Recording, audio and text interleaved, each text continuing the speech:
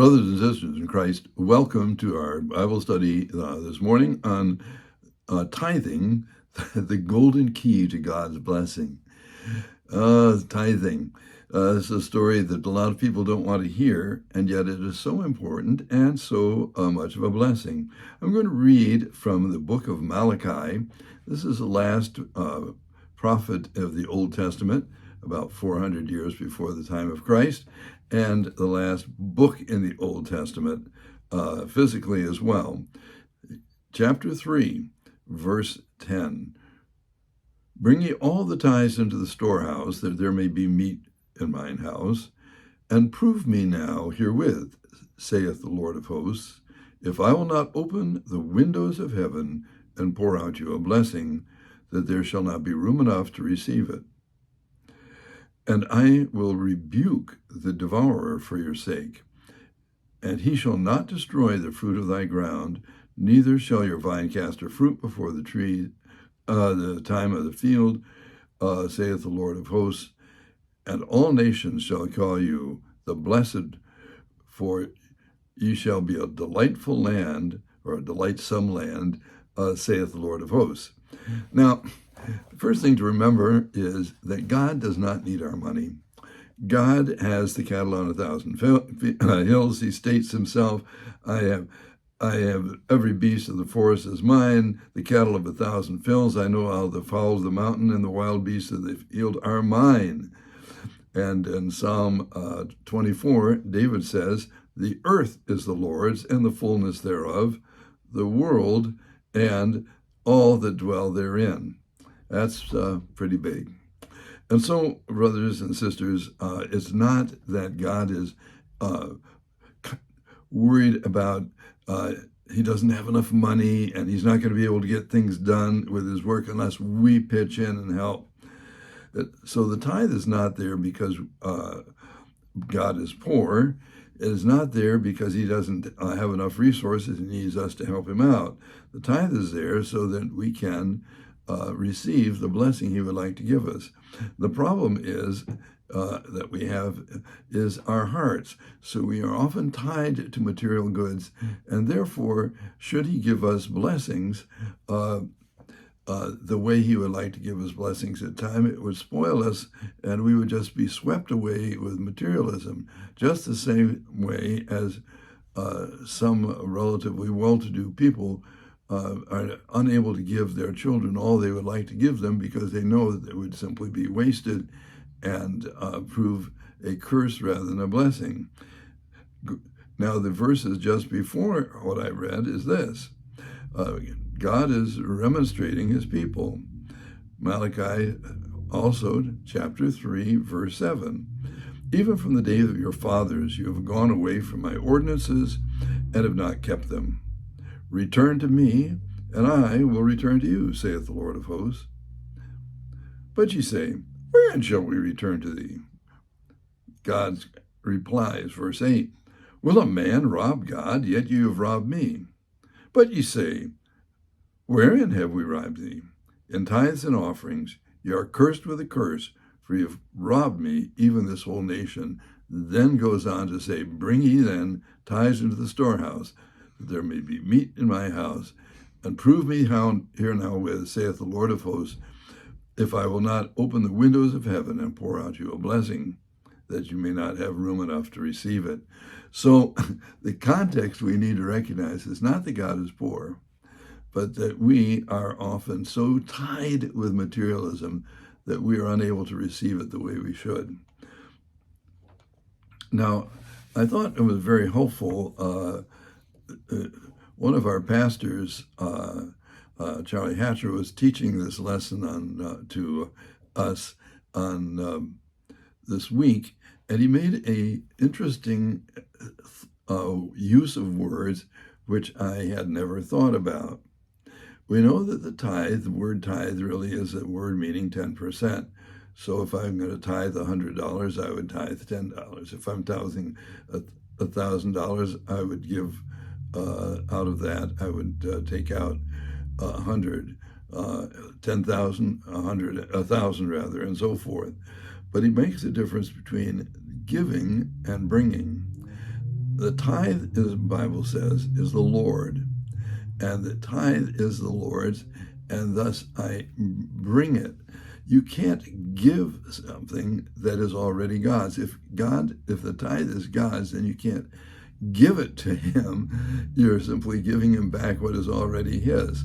And so there's a distinction made between giving the offering, which is something that is that we can give, versus the tithe, which is already to be his. We find tithing, I believe the first reference is really with Abraham. Abram at that time had rescued his nephew Lot from a group of kings with only 318 men, and brought Lot and all the goods that they had captured. And then a fellow by the name of Melchizedek, a rather mysterious man, shows up, and he gives him 10%. He gives him a tithe, and Melchizedek blesses him. We find the tithe again a few chapters later when Jacob is running away from his brother, and he's out in the wilderness, and he sees angels ascending and ascending to God, and God speaks to him out of heaven, and in the morning he sets up a rock and pours out an oil and says, I didn't realize this is the very house of God, and he offers him a promise of 10%. Then we go on to see the tithe mentioned many times in the Old Testament, and because it's an agrarian society, it's generally given in produce, products grown by the persons, such as grain and perhaps grapes and wine, and also animals as well, like sheep and goats and cattle that are given as well. After the temple was built, they had places within the temple, for instance, where these tithes were stored. So you talk, and that was certainly the case in Malachi's time. So when he's talking about bring ye in the tithes into my storehouse, that's what he's talking about.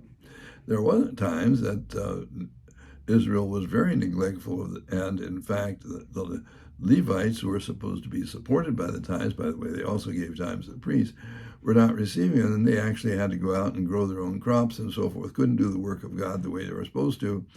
And then the people started giving their tithes again. In the New Testament, we find also that Jesus was talking to Pharisees and said, and the rulers, and said, you tithe all these little green things, but you neglect justice and mercy.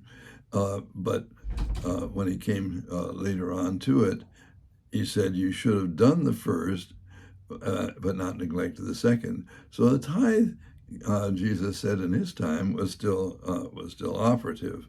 Offerings are apart from the tithe and would be normally considered above the tithe, and they do bring a blessing. Now, in the book of Luke, Jesus himself talks about that, where he says that give and it shall be given unto you, and shaken down good measure shall men give into your bosom. So now, for the measure you give, others will give you. So we find then that the tithe that was approved of by God, and really, I don't find any time that we said, well, God says, that used to be there, but you don't have to give anything. Now, my own personal attitude was to give more than the tithe. And after I finally got saved, before I got saved, I thought I was being pretty generous when I went to church. But I found out afterwards that really I had not been, and I determined that I would work on making up the tithes that I had taken from God. And I must say that God has blessed us abundantly. Now, God says, when you do that, see if I won't open the windows of heaven. Our pastor says some people, unfortunately, what they do is instead of having the windows of heaven opened for them because of their obedience, because of their disobedience, the heaven windows are locked. And he said it looks like some people are even taking nails and nailing the window shut and painting it shut so that it can't be opened. As sort of a visual way of looking at that.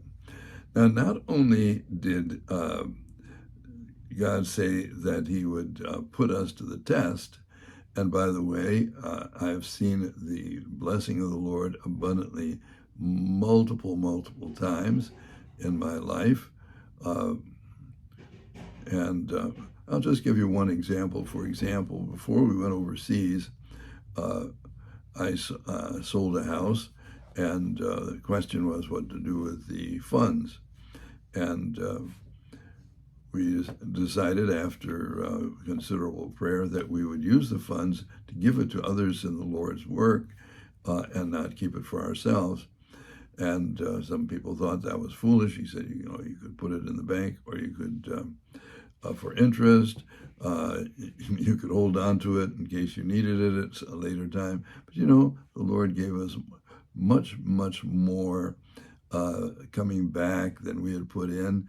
And actually, before we left, we were able to see the Lord bless in such a way that 4 churches were built, properties were obtained. We had 2 3-bedroom houses built on the properties. 2 of the properties each had a 3-bedroom house built on it. If you're just looking even at material things. So we find that even in a literal sense, this is true. But then he says also he will rebuke the devourer. Now, the devourer are things that take away from your riches. And in those days, perhaps the most feared would be the locust waves that come. And I may have remembered about the locusts coming in Egypt and just eating everything up. That is a devourer. But we can also think about the devil coming and snatching things away. He who is a roaring lion who seeks whom he can devour as well. And so he says, not only will I help you pouring out a blessing, but I'll help preserve the blessing as well. And as we think about that, I think about our health, my health, for example, my wife's health, ability to serve the Lord still at the age that we have, and our children serving the Lord, and so grandchildren and so forth. And these are wonderful blessings that God has given also. Truly, and he says, all nations will call you blessed. And we have certainly been blessed, and people have told me, God is really blessing you. I should mention that we did teach this in Suriname to our people. Initially, I think it was a hard concept for people to understand, and perhaps I didn't teach it as clearly as I should have, and illustrate it as clearly as I should have. But what we would find, for example, initially, is from time to time, we would talk to people about bringing in, we would called it tithes and offerings, but we would perhaps have a special need arise. Perhaps someone had lost a spouse or some other disaster in their lives, and so we would take up an offering specifically for that.